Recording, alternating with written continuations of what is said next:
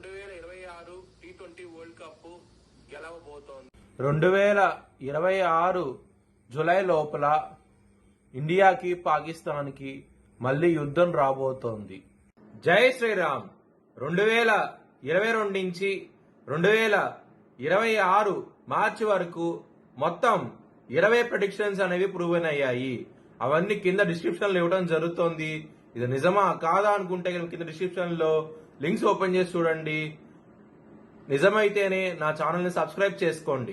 మేషరాశికి అధిపతి కుజుడు. మేషరాశిలో భరణి 4 పాదాలు, అశ్విని 4 పాదాలు, కృత్తిక 1వ పాదం ఉంటది. ఈ నక్షత్రం వాళ్ళందరికీ నేను చెప్పే వార ఫలితాలు వర్తిస్తాయి. ఈ వారంలో మేషరాశి వారికి బుధుడు యోగిస్తున్నారు, లాభస్థానంలో రాహువు కుజుడు యోగిస్తున్నారు. 3 గ్రహాలు మాత్రమే యోగిస్తున్నాయి. మిగతా గ్రహాలు వ్యతిరేకత ఫలితాలు ఉన్నాయి. కాబట్టి మీరు బ్రాహ్మణులకి నవధాన్యాలు దానం కింద ఇవ్వండి, మంచి ఫలితాలు ఉంటాయి.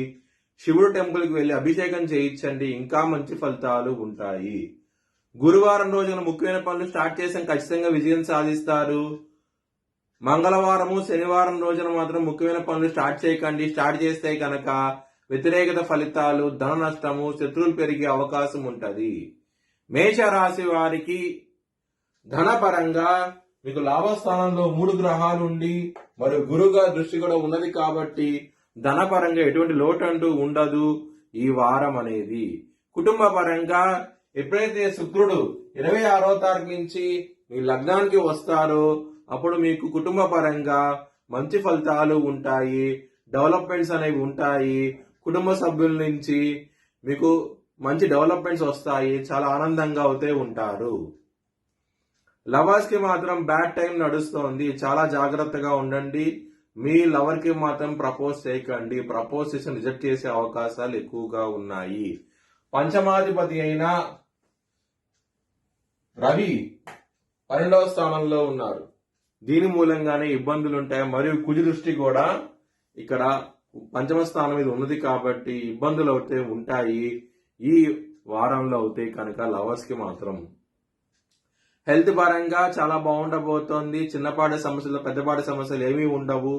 శత్రువులు కూడా కొంచెం తక్కువగా ఉండే అవకాశం ఉంటది. ఈ వారంలో అవుతాయి కనుక చాలా చాలా ఆనందంగా అవుతే ఉంటారు. బిజినెస్ పరంగా మాత్రం పెట్టుబడి ఎక్కువ పెట్టండి, మంచి లాభాలు చూస్తారు ఈ వారం అనేది.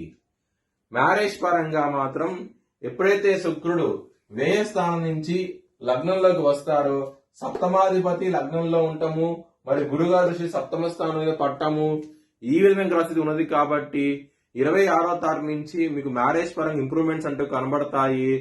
చాలా ఆనందంగా అవుతే ఉంటారు. మంచి సంబంధం కుదిరే అవకాశం ఉంటది. ఒకవేళ మీ జన్మ జాతకంలో దశలు అంతర్దశలు యోగించకుండా ఉంటే కనుక ఇది వర్తించదు. వృత్తిపరంగా మాత్రం బ్యాడ్ టైం నడుస్తోంది, చాలా జాగ్రత్తగా ఉండండి. ఏలినాటి శని నడుస్తోంది, చాలా జాగ్రత్తగా ఉండండి. దశమాధిపతి అయిన శని 12వ స్థానంలో ఉండటం మూలంగా ఇబ్బందులు అనేవి ఉంటాయి, కొంచెం జాగ్రత్త తీసుకోండి. ఈ వారంలో అయితే వృత్తిపరంగా ఇబ్బందులు ఉంటాయి.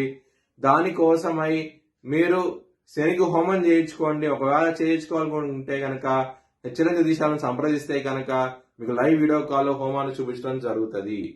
మీ భవిష్యత్ వివరాల కోసమై హెచ్చరిక దిశాలను సంప్రదించండి. Please like, share and subscribe my channel.